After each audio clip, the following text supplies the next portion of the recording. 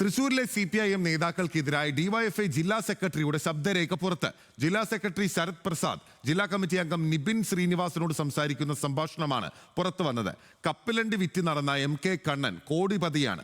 AC മൊയ്തീന്റെ ഇടപാടുകൾ top ക്ലാസുമായി ബന്ധപ്പെട്ടതാണെന്നും ശബ്ദരേഖയിൽ പറയുന്നു.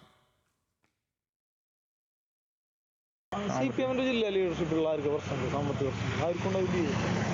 അതൊരു ഘട്ടം കഴിഞ്ഞാൽ അവരുടെ ഒരു ലെവൽ മാറും. കണ്ണാട്ടൊക്കെ കോടാനോടി വെക്കും. പൊളിറ്റിക്സിന് രക്ഷപ്പെട്ടാണ്. കപ്പലണ്ടിയാണ് വിളിക്കുക. കപ്പലണ്ടി കച്ചവടമായിരുന്നു തൃശ്ശൂരാണ്. ആളാണ് ഇന്ന് കാണുന്ന നിലയിൽ അയാൾക്ക് ചുരുങ്ങിയത് കോടാനോടി വെച്ചു. അവർക്ക് അത്ര വലിയ ഡീലേഴ്സ് കണ്ണങ്ങൾക്ക് നിസ്സാര ഡീലിങ്സ് ആണ്. കണ്ണങ്ങൾക്ക് അനൂപ AC നിസ്സാര ആൾക്കാരാണ്. പറഞ്ഞാൽ ജില്ലയിലത്തെ വലിയ എന്താണ് അത്ര അപ്പർ ക്ലാസ് ആളുകളുടെ ഇടയിൽ ഇന്ററാക്ട് ചെയ്യുന്ന ആൾക്കാരവരൊക്കെ AC Moideen കണ്ടംകുളത്ത്.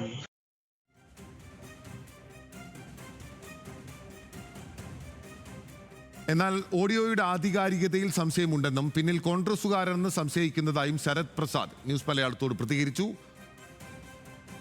Levin K Vijayan വിവരങ്ങളുമായി നമുക്കൊപ്പം ചേരുകയാണ്. ലെവിൻ, നോക്കൂ, തൃശ്ശൂരിലെ സഹകരണ സംഘങ്ങളുമായി ബന്ധപ്പെട്ടുകൊണ്ട് വിവിധ ആരോപണങ്ങൾ ഉയരുകയും സാമ്പത്തിക തട്ടിപ്പ് ക്രമക്കേടുകൾ ഉൾപ്പെടെ പലയിടങ്ങളിൽ നിന്ന് പല കോണുകളിൽ നിന്ന് ആരോപണമായി കഴിഞ്ഞ ദിവസം നമ്മൾ തന്നെ റിപ്പോർട്ട് ചെയ്യപ്പെട്ടിരുന്നു. ആ ആരോപണങ്ങൾ നിലവിൽ പാർട്ടിയുടെ ഭാഗമായിട്ടുള്ള ആളുകൾ ഉയർത്തുകയും ചെയ്യുന്നുണ്ട്.